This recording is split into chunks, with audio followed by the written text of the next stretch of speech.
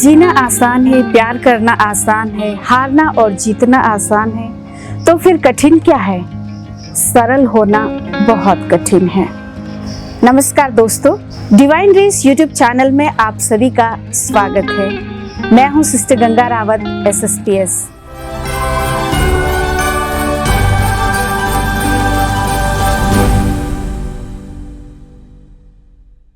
मृदुभाषी। ईसा मसीह ने एक स्वर्णिम नियम दिया है। वह नियम यह है, दूसरों से अपने प्रति जैसा व्यवहार चाहते हो तुम भी उनके प्रति वैसा ही किया करो। कहने का तात्पर्य यही है कि अगर हम अपने से सचमुच प्यार करते हैं तो औरों से प्यार करना आसान है। हम सभी नम्रता और सरलता की परिभाषा से परिचित हैं, लेकिन किस गुण से हम नम्र और सरल बनते हैं? सरल स्वभाव से हमारी जिंदगी कैसे निखरती है, कैसे संवरती है, ये दो सवाल हमें एक गंभीर सोच में डाल देते हैं। मित्रों, यह बात सच है कि हमारा दिल का घड़ा नाना प्रकार के गुणों से लबालब भरा है। फिर भी सामान्य जिंदगी में सरलता, सहजता और नम्रता की बात करें तो हम अधिकतर फेल हो जाते हैं। कारण क्या हो सकता है? आइए चिंतन करें, विचार करें। महानुभाव कहते हैं, कई गुणों में से एक विशेष गुण है जो आपको आपकी जिंदगी में सरल और सहज बनाता है। वह है मृदुभाषी यानी मीठे बोल। आजकल की भागदौड़ और संकटपूर्ण जीवन में हमारे कान मीठे बोल, मीठी वाणी और मधुर शब्द सुनने को तरसते हैं। दोस्तों, वाणी में चमत्कार है, शब्दों में ताकत है, जान है, जादू है। किसी ने सही कहा है कि अहम घमंड को छोड़कर मधुरता से सुवचन बोले जाएं तो जीवन का सच्चा सुख मिलता है। दोस्तों, एक बार ऐसा हुआ, एक शिष्य ने सबका ध्यान अपनी ओर आकर्षित करते हुए शिक्षक से पूछा, गुरुजी, सदैव प्रसन्न रहने के लिए क्या करना चाहिए? गुरुजी, शिक्षक ने कहा, अपनी वाणी से अमृत बिखेरते रहो, सभी से प्रेम करो तो तुम भी निश्चय ही प्रेम पाते रहोगे। इससे तुम्हें प्रसन्नता मिलेगी। उपयुक्त कथन को और गहराई से समझाने के लिए शिक्षक ने कहा, ध्यान से सुनो, मैं तुम्हें एक कहानी सुनाता हूँ। फारस देश में एक स्त्री रहती थी। वह शहद बेचने का काम करती थी। शहद तो वह बेचती ही थी, उसकी वाणी भी शहद जैसी ही मीठी थी। उसकी दुकान पर खरीदारों की भीड़ लगी रहती थी। एक बुरी प्रवृत्ति वाले व्यक्ति ने देखा कि शहद बेचने से एक महिला इतना लाभ कमा रही है, तो उसने भी उस दुकान के नजदीक अपनी दुकान लगाकर शहद बेचना शुरू कर दिया। लेकिन उसका स्वभाव कठोर था। दोस्तों, उसकी वाणी में कटुता थी। एक दिन एक ग्राहक ने उससे यह पूछ लिया कि शहद में मिलावट तो नहीं?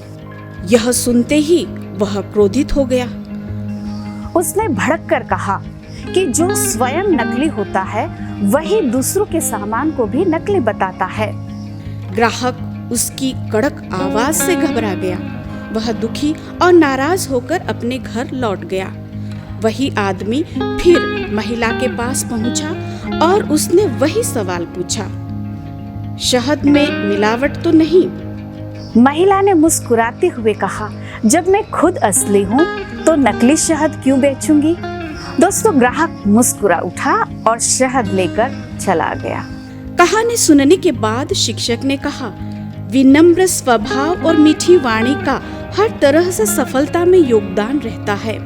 वाणी में अमृत भी है और विष भी, मिठास भी है और कड़वापन भी। इसलिए मनुष्य को हमेशा मीठी वाणी बोलनी चाहिए।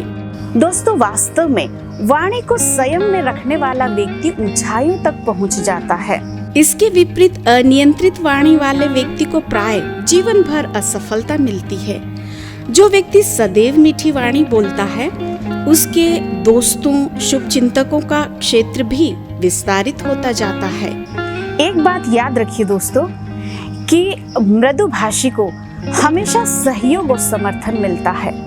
वह सज्जन अत्यधिक सकारात्मक ऊर्जा का संग्रह कर लेता है, जबकि कटु वचन बोलने वाला व्यक्ति हमेशा अकेला पड़ जाता है। ईसा मसीह हमेशा कहते हैं, अपने शत्रुओं से प्रेम करो, जो तुमसे बैर करते हैं उनकी भलाई करो, जो तुम्हें श्राप देते हैं उनको आशीर्वाद दो, जो तुम्हारे साथ दुर्व्यवहार करते हैं उनके लिए निरंतर प्रार्थना करते रहो। ईसा मसीह हमारी सोच के विरुद्ध कार्य करने के लिए कहते हैं। दोस्तों, ईसा मसीह की शिक्षा हमें बहुत कठिन लगती है, लेकिन उनकी शिक्षा पर अगर हम चलने का प्रयास करेंगे तो हमें सफलता अवश्य मिलेगी। आप सरल व्यक्तियों की गिनती में आ जाएंगे। आज के समय में जब कठोर वाणी के कारण अनेक अपराध बढ़ रहे हैं, ऐसे समय में वाणी का संयम बहुत ही जरूरी है। हमारे जीवन में वाणी के महत्व को नजरअंदाज नहीं किया जा सकता, क्योंकि हम अपनी मीठी वाणी से ही शक्तिशाली बनते हैं और अपनी ही कटु वाणी से शक्तिहीन। दोस्तों, याद रखिए, एक बार बोला गया कठोर शब्द वापस नहीं लिया जा सकता, इसलिए हमेशा मधुर बोले। मधुर शब्दों में मिठास है, अपनापन है और मुस्कुराहट भी। इसलिए बोलने से पहले रुकिए, 2 पल रुकिए, फिर मीठा बोले और सिर्फ मीठा बोले। खूबसूरत हैं वो मीठे बोल जो किसी रूठे और टूटे मन को एक प्यारी सी मुस्कान दे जाए। शुक्रिया, फिर मिलेंगे।